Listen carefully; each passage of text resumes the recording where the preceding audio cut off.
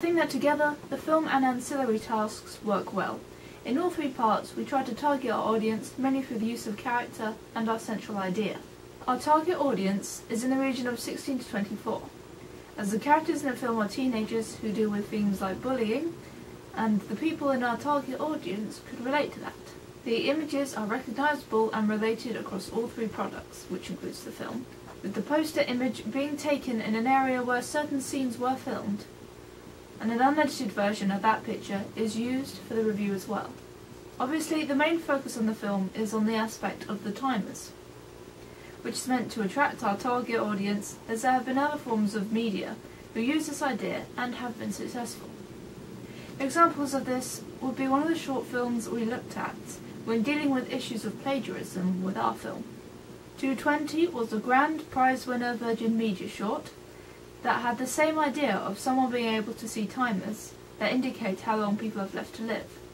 However, in their film, this was achieved through the protagonist being given a pair of special sunglasses. Despite the fact we were not aware of this film when we were planning and researching, it is clear it was well received, as it is the grand prize winner, and that people's comments of the film show they actually like the narrative and the idea. Another example could be the film In Time, released in October 2011. This is about people earning time to keep on living, and everyone has a timer on the back of their arm. The film itself did not do well at the box office and had one of the lowest grossing opening weekends of the year. However, the critics still praised it for its idea, saying it had a good central concept, just was not well executed. And when the members of our group saw the trailer, it did actually interest us and make us want to go see the film. So with the central theme being the main attraction to our target audience, we tried to make it the most prominent factor in the poster as well as the review. With the poster, this was easy to achieve, as it is a fully visual form of advertising. The poster clearly shows the genre of the film, with the background being in the centre of a town, so this does place it in the social realist category, which is a genre most of the research films we looked at fell under. Also, other media products that had a similar concept idea, like 220 In Time, as well as Nickelback's music video Saving Me, which we took inspiration for our film from, use urban environments as the setting. With the shallow depth of field on the main image, it shows the protagonist is separate from what's going on around her. She is isolated because of what's happening to her. Not just with the timers, but also in relation to the bullying issue that would also cause insecurity for the character and make them feel alone, with the character taking up most of the space in the frame. It can show the narrative is character-driven, another convention of social realism. Also, with the use of shallow depth of field, and having the protagonist's costume being dull in colour in the main image, it allowed us to make the orange of the timers, as well as the title, stand out, so it draws more attention to them as they are the main concept of the film. In addition, the font for the title is different to the other timers, as it is positioned to look like it could be the protagonist's, but in the film we never actually see it, as she cannot see her own. And also, this does illustrate that she's different to the other people around her, because she has gained this ability that no one else has. With the cast being all female, as presented on the poster, there are no clear representations of gender, but it does point to a more modern representation, that women have more power, as we do have a female antagonist. With the review, less could be done visually, so much was left to the actual written content of the review. But we still tried to do some visual elements that would further communicate the central idea of the film to the audience. For the picture of our review, we have the unedited version of the poster picture, so it's easily relatable to the poster, and anyone who has seen it will be able to recognise it.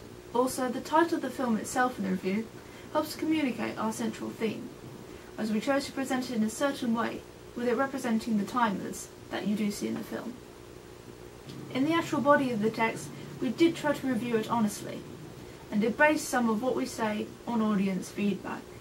For example, we did mention the fact that the plot was confusing to some people, because as we were the ones working on it, it did make sense to us.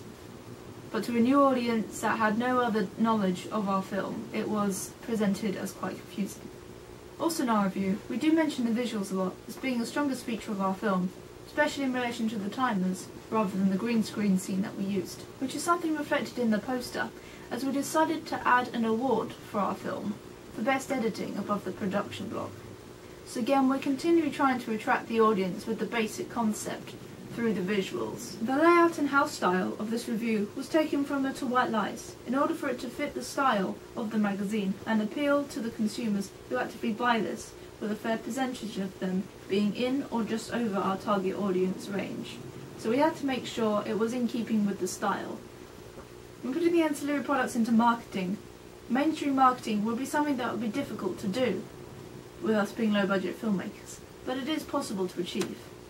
One of the ways we could advertise would be using our poster.